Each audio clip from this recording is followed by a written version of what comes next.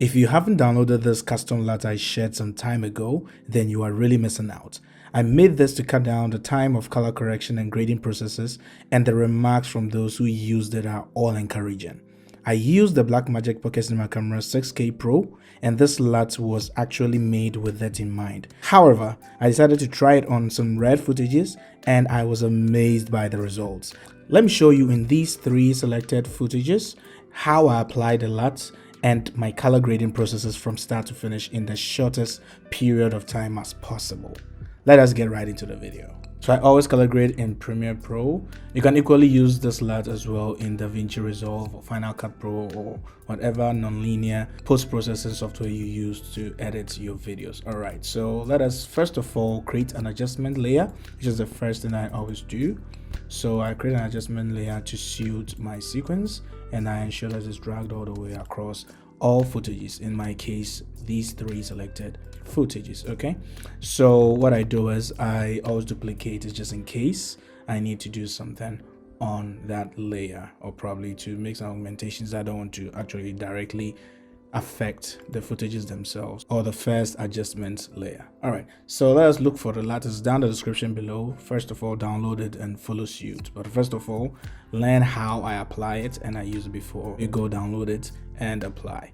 All right, so I'm going to go to the color tab up there, creative, and I'm going to find my LUT. So let me speed this process up.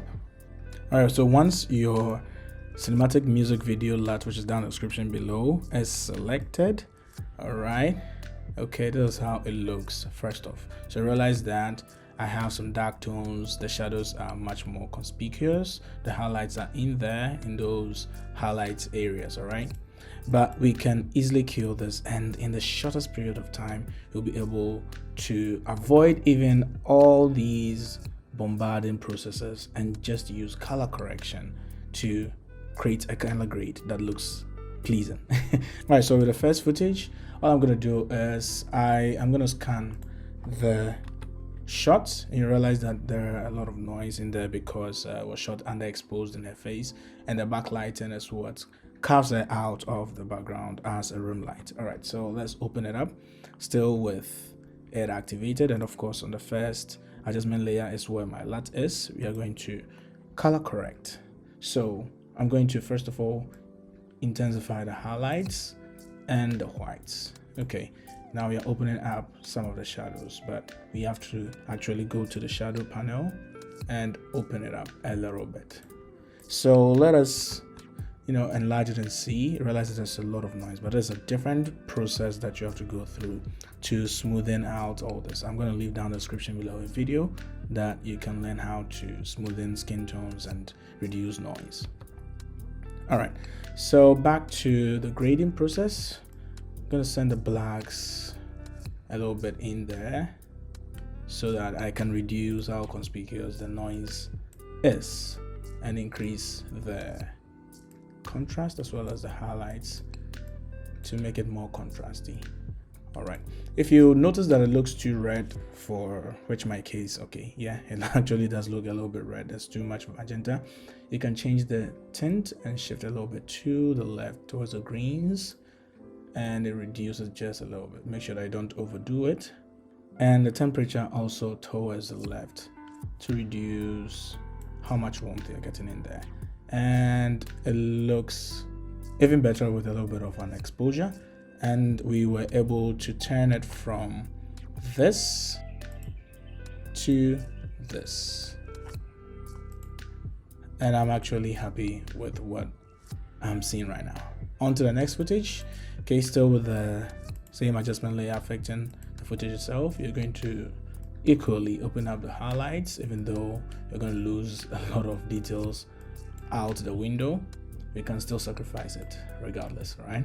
Okay, so I'm going to open up a little bit and open up the shadows. Okay, then I'll push back some contrast in there and realize that I'm losing the warmth in there in the skin. So what I'm going to do first of all is to increase the saturation, because I need more saturation in almost everywhere in the shot.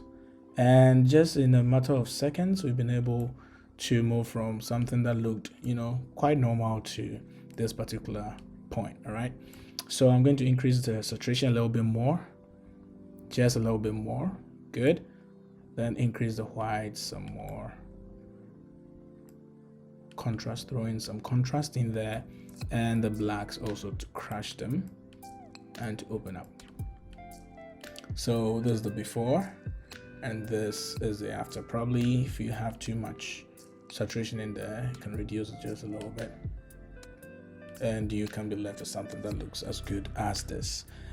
Without wasting much time, let's move on to the last shot, which is probably, I would say, my favorite shot in the entire music video sequence. Okay, so this is shot indoor, of course, with an artificial light coming from the right hand side. So you see that it's actually hitting the male subject over here from the back, and that same light is hitting her face.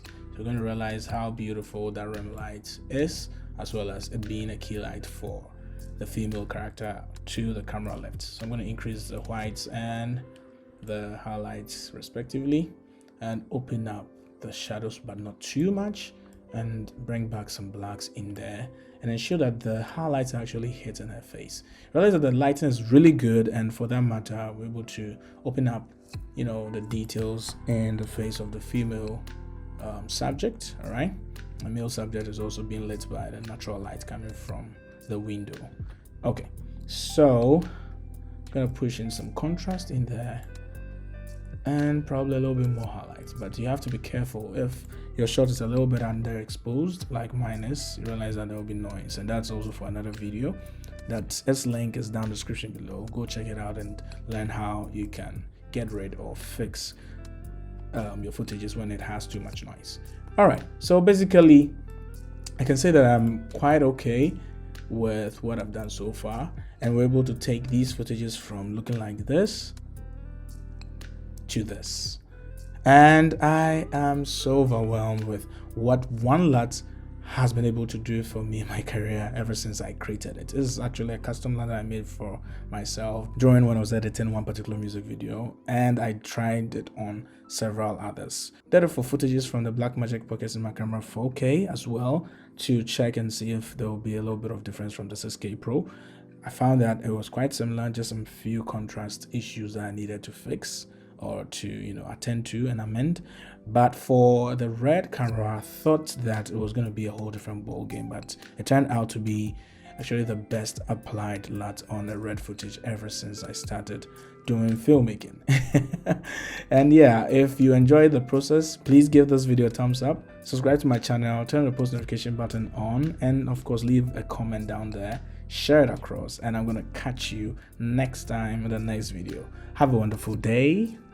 See ya.